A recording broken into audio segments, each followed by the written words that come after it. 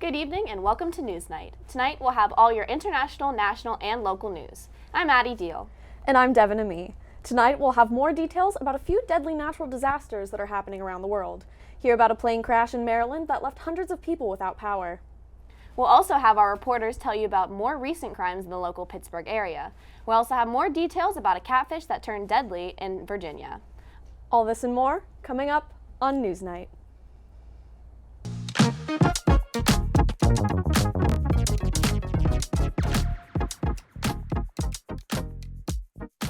European police have arrested and dismantled a drug super cartel that provided over one-third of Europe's cocaine supply. The operation, called Operation Desert Light, had authorities from Spain, France, Belgium, the Netherlands, and the United Arab Emirates. This case is the most recent adaptation of the plan for police to hack encrypted phones given to these cartels to traffic drugs and launder money. 49 people were arrested at this event, which included 6 arrested people wanted by the international police. One Dutch man is suspected of being linked to long-term Dutch crime boss Ridwan Taghi. Along with the arrested men, over 30 tons or 30,000 kilograms of drugs were confiscated by the 2-year-long mission.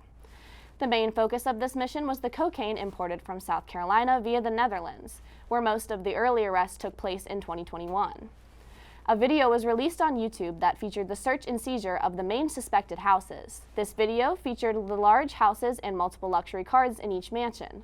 Earlier this month, there were between 8 and 19 arrests made during planned raids. New European data shows that cocaine access in Europe is increasing yearly, as well as approximately 3.5 million adults using cocaine in the past year. Raids throughout Europe continue to fight in this war against the drugs. A well-known meat in a can, an end-of-the-world necessity, has now released a new seasonal flavor that is definitely making the public scratch their heads. The brand new Spam Figgy Pudding is a combination of the typical pork with flavors such as fig, orange, cinnamon, cloves, nutmeg, ginger, and allspice. According to NPR, the brand explains their reasoning for this intriguing combination as a want to, quote, create a limited edition seasonal variety that captures the magic warm flavors and nostalgia we all crave during the holiday season. And with Spam Figgy Pudding, the brand did it all in one can, end quote. If you are just as curious as the rest of the world on how exactly this confusing flavor combination would taste, you're not alone, as the product has been completely sold out on Spam.com and Amazon as well. The only other potential places to order this savory and sweet treat would be through Walmart or eBay, where prices have been doubled. Many who have gotten their hands on the treat have left mixed reviews, stating that it is either much better than expected or just as awful as you could imagine. Last week in Italy, there was a devastating landslide that claimed the lives of a few residents. Landslides, a serious geological hazard, have killed more than 18,000 people since 1998 and affected more than 4.8 million people worldwide. Reporter Ashton Harder has more details about this most recent incident. A landslide occurred last Saturday on the island of Ischia, resulting in the deaths of at least 8 individuals. Included in these deaths were a pair of siblings as well as a 3-week-old infant. As for now, there have been 5 people declared missing. Those individuals are believed to be trapped under the mud. The area surrounding the island has been impacted by heavy rains for several days. These unsavory weather conditions have led to dislodged trees, cars being swept off to sea, and blocking homes, from which causing issues for rescuers trying to access survivors. 2 million euros, around $2.08 million distributed by the Italian government, has begun to be provided to assist those who have been impacted by the landslide. Luca Cari, the spokesperson for the Italian firefighters, said, quote, mud and water tend to fill every space. Our teams are searching with hope, even if it is very difficult, end quote. On November 24th, a large fire broke out near apartments in Urumqi, China, killing 10 people trapped inside the building. Since that incident, massive protests crowded the streets to hold vigils for the victims and call for the end of lockdown restrictions, which were said to be the cause of the victims' entrapment. Authority response was quick to ban protest symbols and phrases, as well as deleting pictures off citizens' phones. Still, large amounts of people flood the streets holding bank paper in protest, a similar form of protest used in Hong Kong in 2020. Authorities have since taken action to those who won't comply. Videos of violent arrests and of protesters and civilians within the mix have circulated social media, including a video of a BBC reporter being aggressively arrested. The lockdown restrictions and the protests both have affected China's financial future, as the lockdown disrupted supply chains, while protests are warding off potential businesses. China has not published an exit strategy or official statement, and currently the protests are still turbulent. Over the past year, as COVID-19 fades from the public eye in the World Health Organization's radar, another disease has taken its place. Monkeypox is nothing new. It was first detected in 1958, but prior to the 2022 outbreak, remained mostly in Central or West African countries. This infection, similar to smallpox, is rarely fatal but has many extremely negative connotations around it. Reporter Alex Zonizer has more information about what changes are being made to reduce these stigmas. The monkeypox disease has been renamed to Mpox. The World Health Organization said that this change comes because the disease's original name plays into, quote, racist and stigmatizing language, end quote. There will be a 1-year delay before it replaces the monkeypox name, which will provide time for publications and records to be updated. The World Health Organization said, quote, both names will be used simultaneously for 1 year while monkeypox is phased out, end quote. The name monkeypox has been criticized as it has played into racist stereotypes along with anti-gay slurs. Monkeys are also not the main source of the virus, as it is actually rodents. The scientific names of diseases are actually determined by an organization called the International Committee on Taxonomy of Viruses, or ICTV. This group has been considering changing the names of all orthopox virus species, which includes the monkeypox virus. The process is still ongoing, however, as ICTV Data Secretary Elliot Lefkowitz said, the group has, quote, held no recent discussions regarding the renaming of virus species, monkeypox virus, end quote. Poland was hit by a missile strike last Tuesday, which killed 2 citizens in Przeworsk, a Polish village near the Ukrainian border.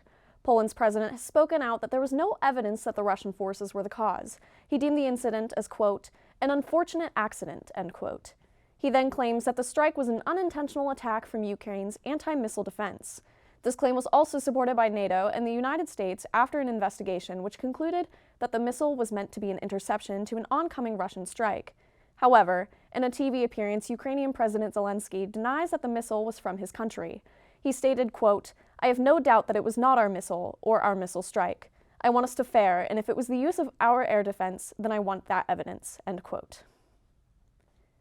Coming up after the break, we'll have all your national news. Find out more details about the trial of Colorado Springs shooter. Also hear more about how the world's most active volcano is erupting for the first time in over 30 years. We'll be right back.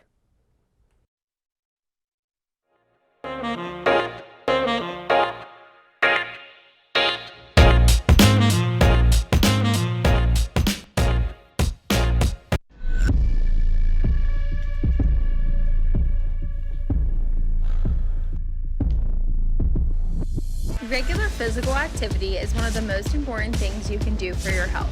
The benefits of physical activity include brain health, weight management, reducing disease, strengthening your bones and muscles, and improving your ability to do everyday activities. So, it's time to get up and be active.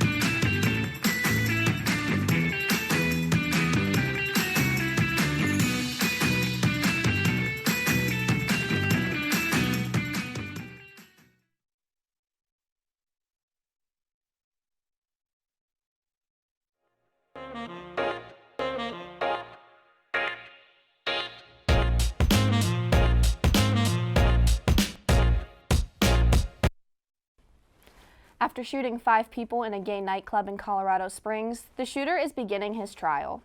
Anderson Lee Andrich, 22, was released from the hospital and held without bail in the county prison until his trial began.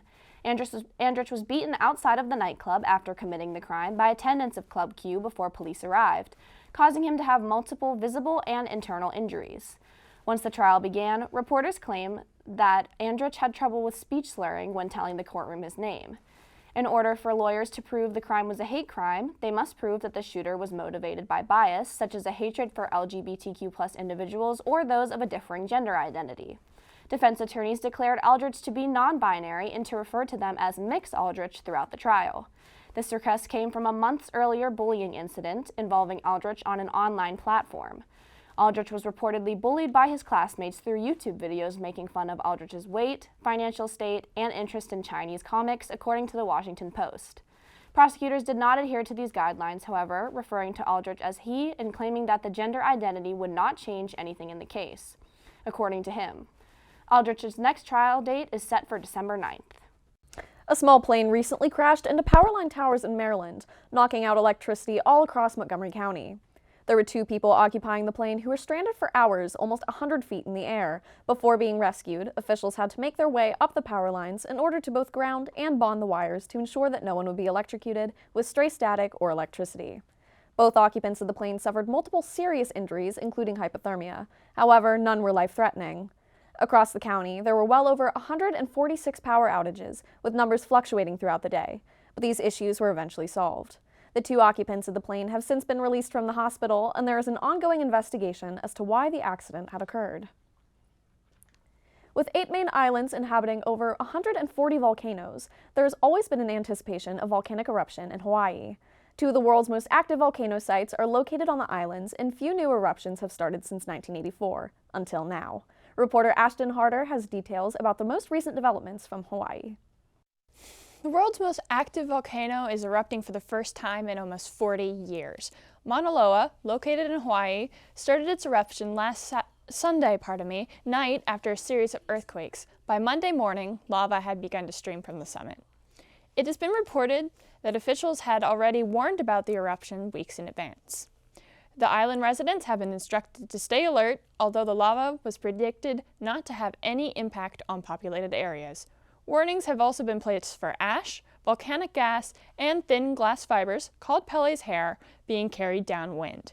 The volcano has erupted a total of 33 times, the last time being in 1984. Ken Hahn, the scientist in charge of the Hawaiian Volcano Observatory, said, quote, "We don't want to try and second-guess the volcano. We have to let it actually show us what it's going to do, and then we inform the people of what is happening ASAP," end quote. Last Thursday, House Speaker Nancy Pelosi announced, quote, "I will not seek re-election to Democratic leadership in the next Congress," end quote. Pelosi has led the House Democrats for 2 decades as the first and only woman House leader. During her time, she has been the target of 2 violent schemes, the January 6th riot and the recent attack towards her husband, who was hospitalized due to his injuries. She explains in her speech that she wanted to give the opportunity to the next generation. She later told CNN that the politically motivated attack toward her husband also influenced her decision to leave. But she clarifies that she is remaining in Congress after her term ends in 2024, which many believe will be the San Francisco House representative race. When we were children, our parents would always warn us against talking to strangers and giving out private information on the internet. A recent tragedy in Virginia is reminding us all that the internet is not a safe space. Alex Sonneiser has the details. A former Virginia police officer killed a girl's family after he allegedly catfished her online. Her family was discovered dead on Friday after the police received calls of a fire at a house nearby. This includes 38-year-old Brooke Winnick, the girl's mother, 69-year-old Mark Winnick, the girl's grandfather, and 65-year-old Sherry Winnick, the girl's grandmother. Police believe that Austin Lee Edwards, who formerly worked with the Virginia State Police, drove to the girl's house after developing a relationship with her online. When he got there, he killed the girl's family, set fire to the house, took the girl and his car, and drove away. He then led deputies on a chase and fired shots at them.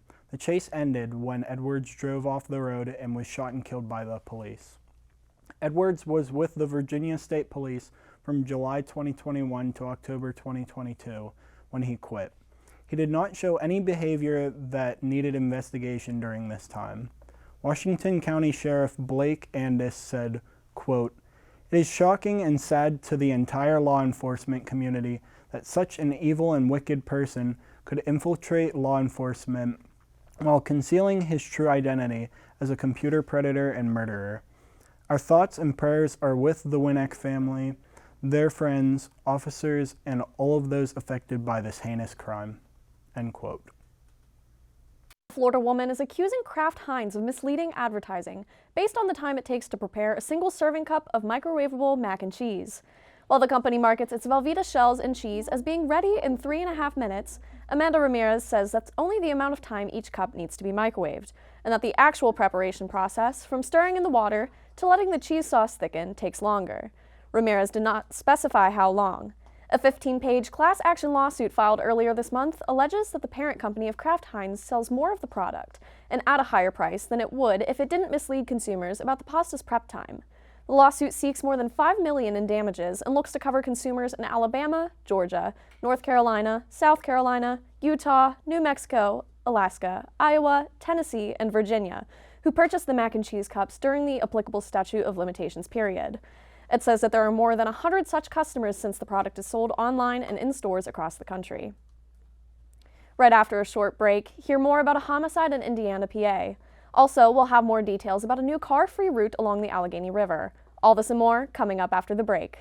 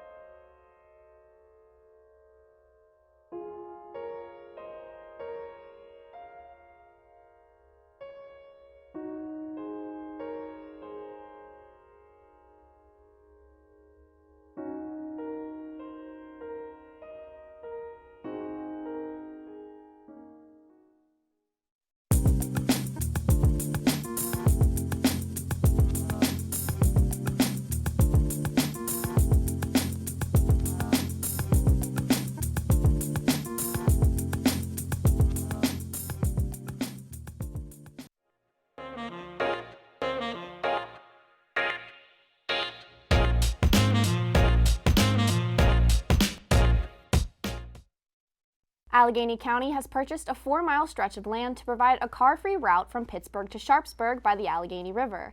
The trail, called the Brilliant Line, has been owned previously by Allegheny Valley Railroad and agreed to sell it in 2021.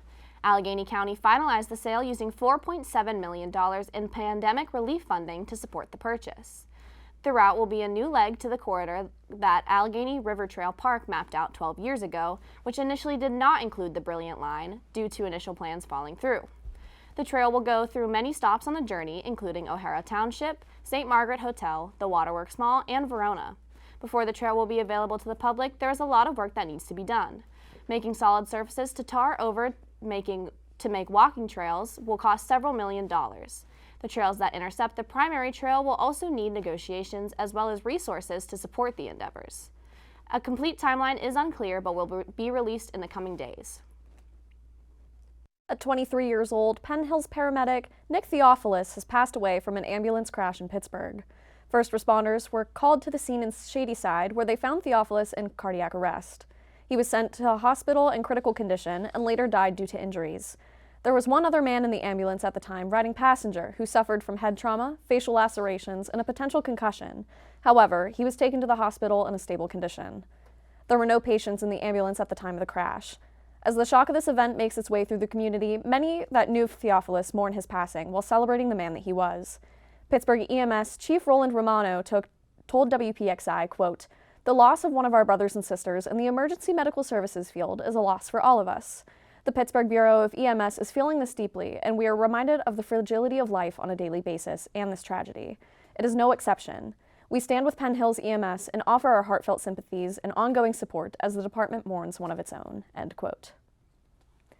Recently, it seems that we've been hearing more about violent crimes in and around Pittsburgh. Reporter Juliana Brock has more information about 2 recent incidents around the city.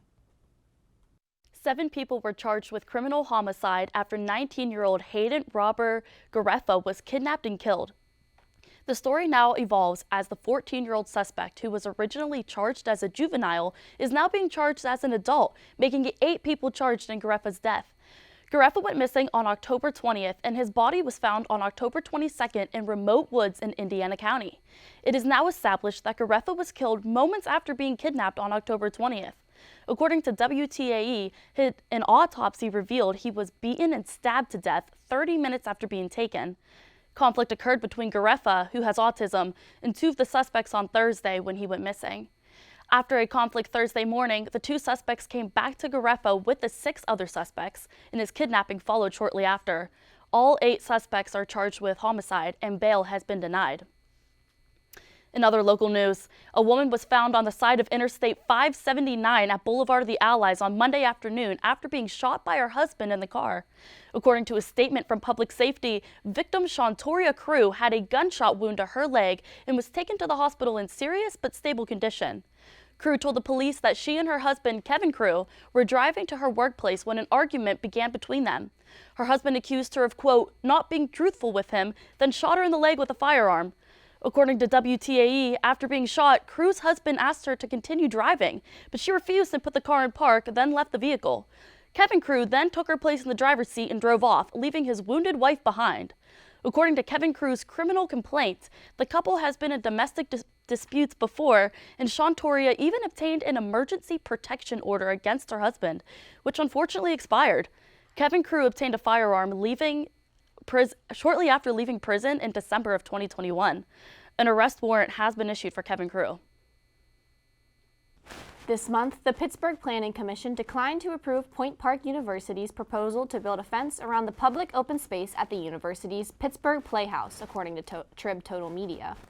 University officials have said it is necessary to ensure security and safety at the site. This is the second time the school has presented proposals to the Planning Commission for a fence and gate to secure the small park area on Forbes Avenue. University officials have said people have been urinating and participating in unsafe behavior in the area. The school's plans was to leave the gates open during normal business hours, but then close them off at night. The Planning Commission was concerned that a fence would make the space unfriendly for the public. The Planning Commission urged the university to explore more options before bringing another proposal. The university is unsure what else they can do to change the proposal to make it okay for approval. On November 20th, the Pittsburgh Downtown Partnership held its 61st annual Light Up Night right here in downtown Pittsburgh. From at least 3 different tree lighting ceremonies to events all over downtown, there is something for the whole family. Here are more details about just what you could find going on at Pittsburgh's Light Up Night. Highmark celebrated its 61st anniversary with its annual Pittsburgh Light Up Night Festival on Friday, November 18th. Beautiful downtown Pittsburgh for Light Up Night and all the things that kick it off. The festival featured ice skating, musical performances, food, decorations throughout the city, and a visit from Santa Claus. This is my first time this year. The light up was super pretty, so beautiful. I hope to come back next year. Friday was the first day of this weekend-long festival and featured the lighting up of the PPG Place Christmas tree. The tree was lit up by 6-year-old cancer survivor Grayson Pulling from Youngstown, Ohio. 3, 2, 1.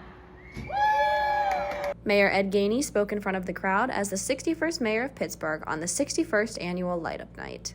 It's the love that you give off. It's the way you pour love into everything that you touch that makes this season great. You're the best. And tonight we get to celebrate with you with the lighting of the tree. The weekend ended with almost 90,000 attendants enjoying the festivities and food, so make sure not to miss next year's festivities. This is Addison Deal reporting for UView. Back to you guys in the studio. A woman reporting missing from Cleveland was found dead in the backyard of a Wilkinsburg home.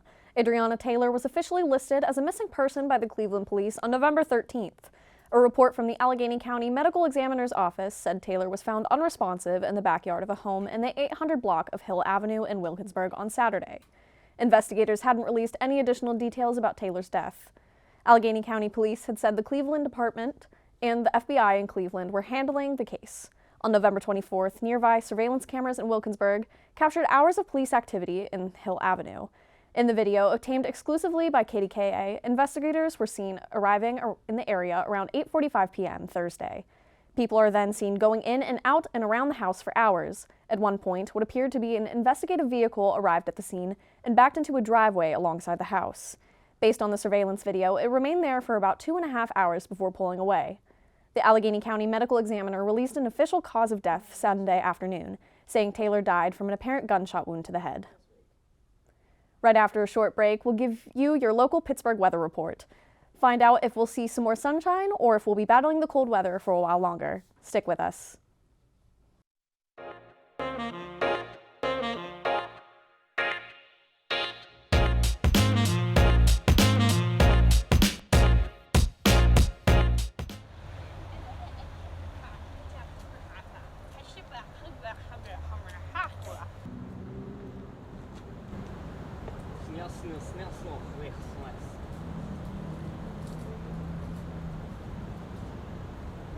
Hey.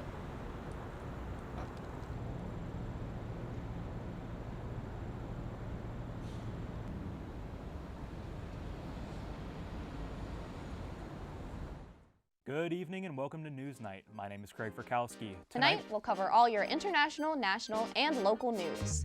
Australia is one of the most biodiverse countries on the planet. Over 8,000 items are to be auctioned off at Pittsburgh International Airport on October 22nd. Last Thursday, the House committee investigating the January 6th attack chose to subpoena former President Donald Trump. All this and more coming up on NewsNight.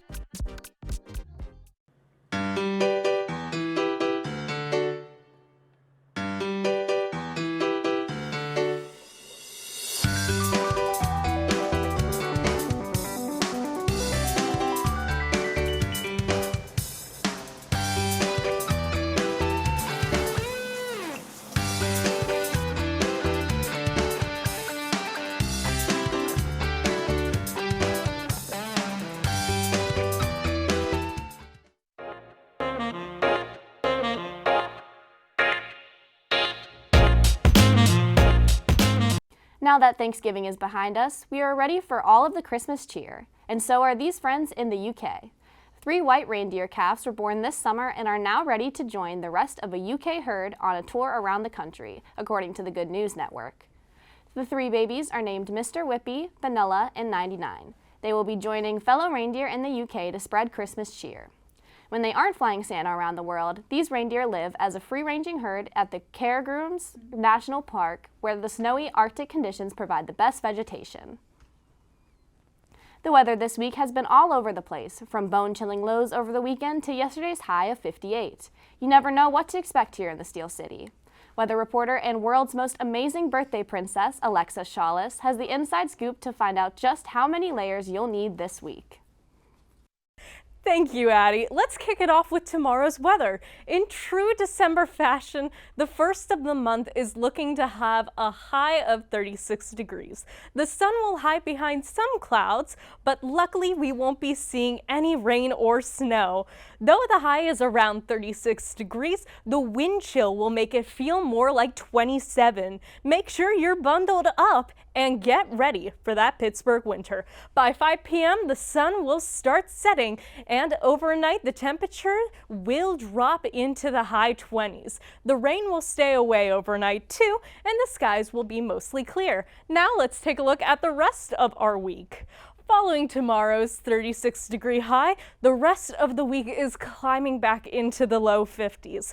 Friday and Saturday have highs in the low 50s, while Sunday brings us back into December with a high of 40. The highest temperature of the week is going to be Saturday. However, that warm temperature will be followed by sporadic showers. The lowest temperature this week is partially sunny Sundays, 43 degrees. Skies will be mostly sunny unless there's some rain expected. Saturday, Monday, and Tuesday are looking to be the wettest days. That's all I have for you. You know it. Back to you at the desk.